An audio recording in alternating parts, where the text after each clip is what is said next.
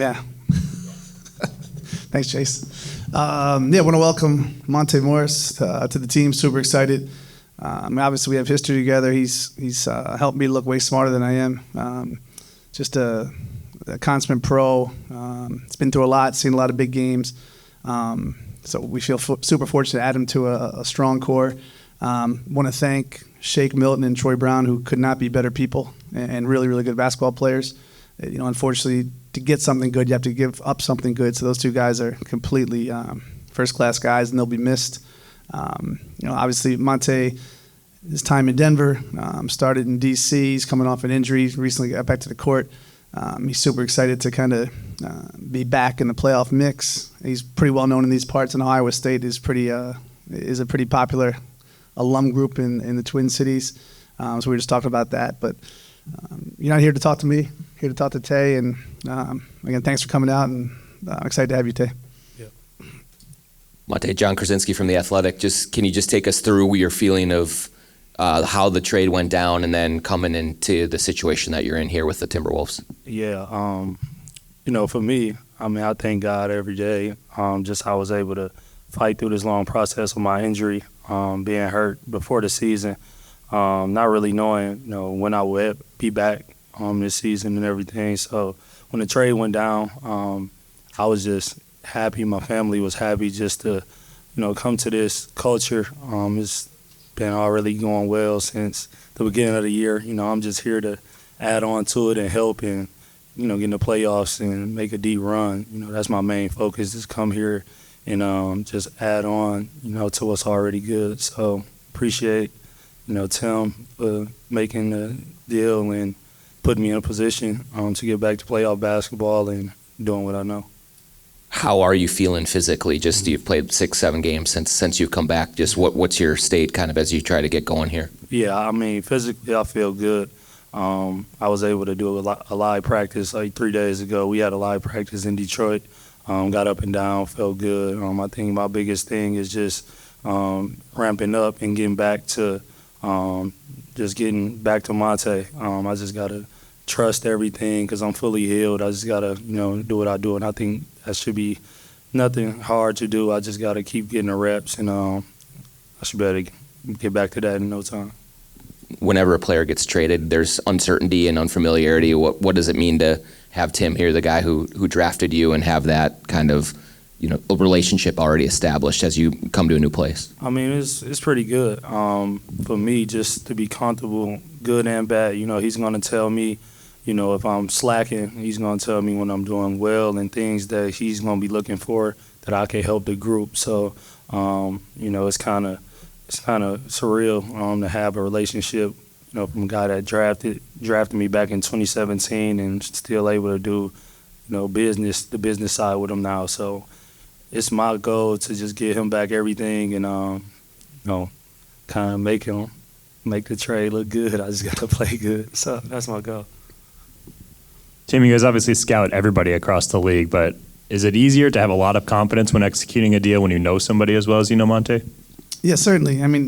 We can all watch video and see who's good and bad at basketball, but it's a very delicate, balanced chemistry, and the success we've had is not just because of the talent. We have the best coaching staff in the league, and we have these players who really got to know each other. So continuity is extremely important. So when we're having a year like we're having, you don't want to upset the apple cart. And to know a guy like Tay, who's always, I joke with him quite a bit. When we first interviewed him back, he had about 66 cousins. I realized that not a cousin, he's a pretty popular guy. He's just a seamless teammate, a super positive teammate, a communicator, a guy that brings people together. And we knew his personality, not just his game, would fit in well with the group that we're really proud of. Monte, what do you think the main role of a point guard is on a team? I would say one of my biggest traits, Tim just, hit that, was just bringing guys together. I think for me, learning everybody's personality on and off the court, I feel like that'll make my transition better, just to know where guys like the basketball, what they like doing, off the court, their family situation and things like that. That's the type of guy I am, and it helps the transition on the court as a point guard once you kind of know, guys on and off the court. You had a long career in Denver that culminated in a year starting, and then what was it going to Washington, new franchise and everything, but also getting over 60 games as a starter? Did that kind of ratify some things within you in terms of being able to handle a second team, different team? Yeah, I would say yes. Just the opportunity, it's a blessing to have a job in this league, anywhere really in life to have a job. So I'm always thankful. But the DC switch up from Denver definitely showed me that I'm able to adapt in different environments, and I was able to have a year there with some great guys who are high level in the league. So I know I can adapt anywhere. It just takes time, and I'm beyond excited to be here. Your marquee virtue is probably that you don't turn the ball over, and yet you still rack up assists. Mm-hmm. What does that require? What are the things that? How can you be active and enable your teammates and still really keep a lid on the turnovers? I don't go into a game I'm not going to turn the ball over. I just kind of play the game how it's supposed to be played. If I draw two guys, get off the ball, not really try to force things, but also just being aggressive enough to the defense can respect me. So also it's a lot of film going into it. Most games I get with our video guys, so I kind of know what defender's going to be on me, how they going to guard me. So I'm kind of usually a step ahead of the game instead of just going into the game and trying to figure it out there.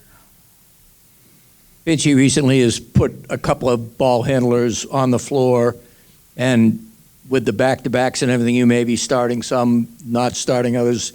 Is that kind of versatility something that you've dealt with most of your career, and is that something you're also looking forward to?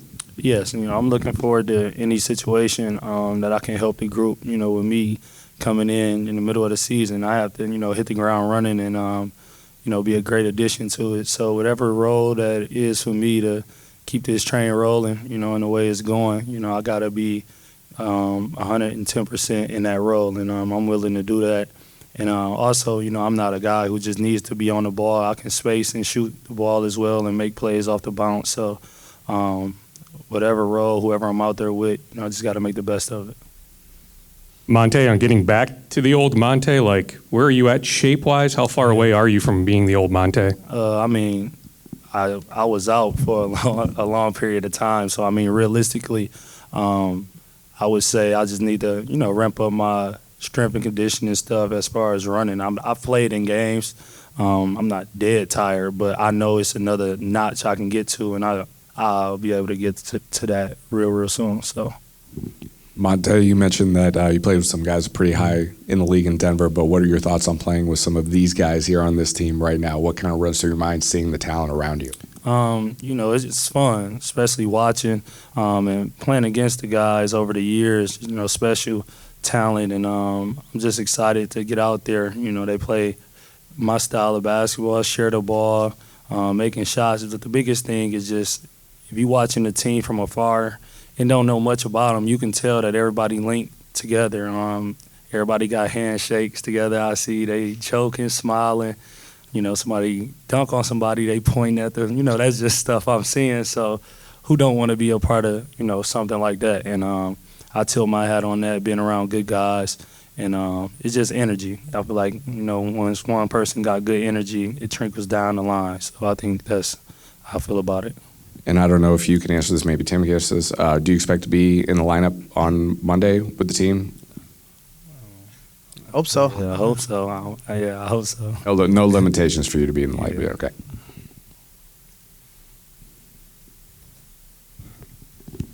Monte, you touched on it a little bit, but to go from a team that was headed to the lottery to a team that wants to go deep into the playoffs, what is that like just from a competitive standpoint to know you're jumping into real high level, high leverage games right now? I've got a lot of experience, playoff games and just been on team before that had high expectations as well. So it's not really going to change my focus. When I was in Detroit, no matter what the record was, I would show up to work every day and compete at a high level.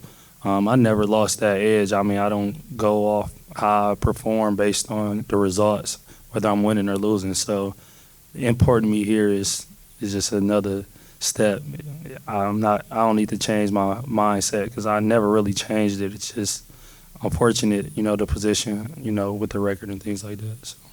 We were talking to Rudy last night in Milwaukee, and he said he's watched film of you and noticed that you like to throw lobs. Yeah. Is that something that you're looking forward to, that pairing, working with him in that pick and roll? Yeah, he's been playing against Rudy.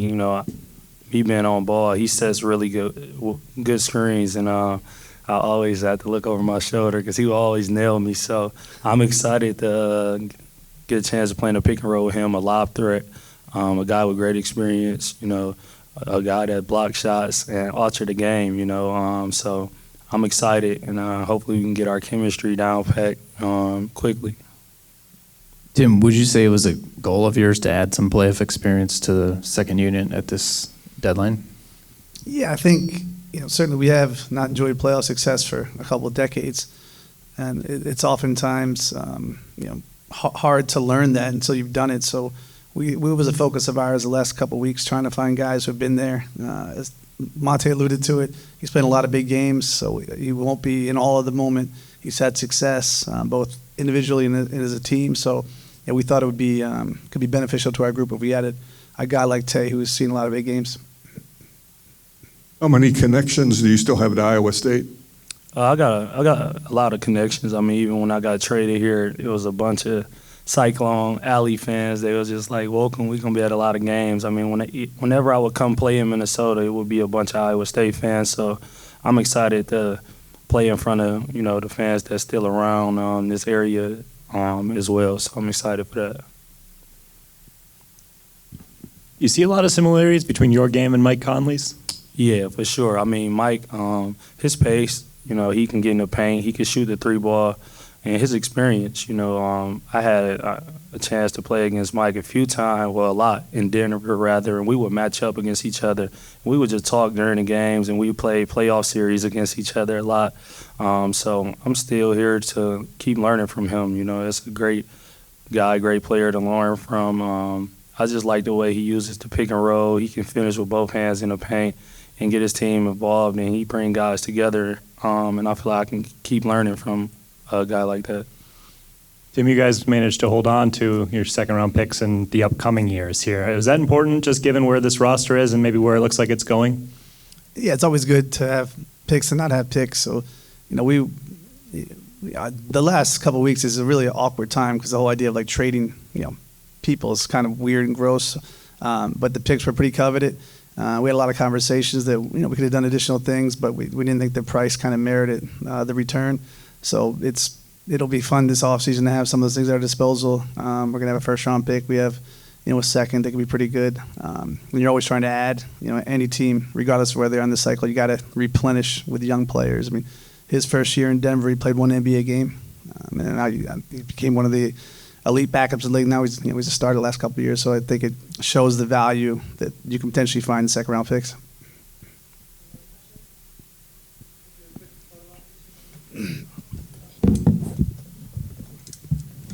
23 again. Frustrated.